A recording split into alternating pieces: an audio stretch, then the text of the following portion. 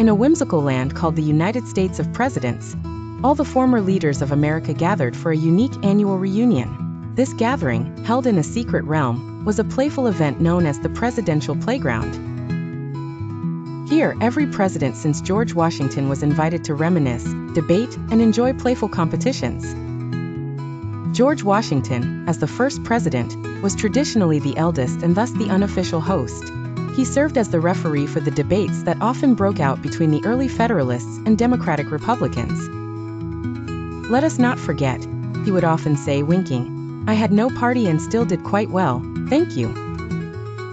John Adams and Thomas Jefferson always found themselves in heated discussions about government philosophies, but ultimately reconciled each year over a friendly game of checkers. Their lively banter was as predictable as the sun rising in the east.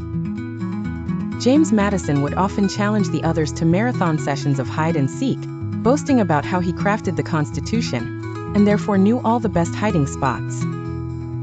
Meanwhile, Andrew Jackson enjoyed his time wooing the crowd with tales of his heroic exploits as a military leader, sometimes embellishing to make sure he maintained his aura of being invincible. Zachary Taylor and Millard Fillmore hosted a barbecue stand, debating whether cherries and milk or Boston baked beans should be the main attraction. Taylor was sure his cherries and milk were unbeatable until Fillmore quipped, "At least my Boston beans won't betray you."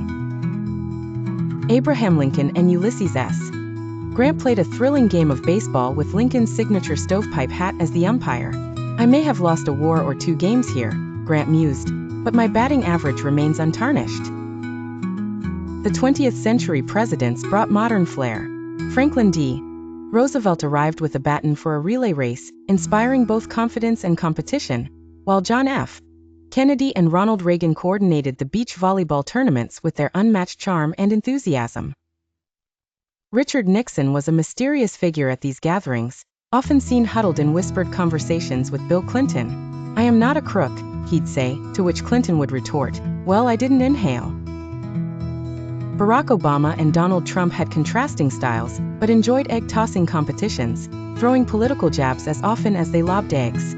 "This one's a lob for hope," Obama chuckled, while Trump responded with, "And this one's called a huge success." And so, these historic figures engaged in sporting games that spanned from cricket to water balloon fights, showing a lighter side free from the burdens of office. As the sun would set, they'd gather around a campfire where Joe Biden would share tales of, "When I was vice president," eliciting laughter and camaraderie.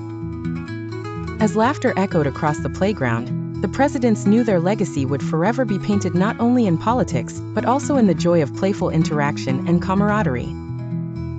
After all, what better way to honor history than by rewriting it once more, one playful game at a time?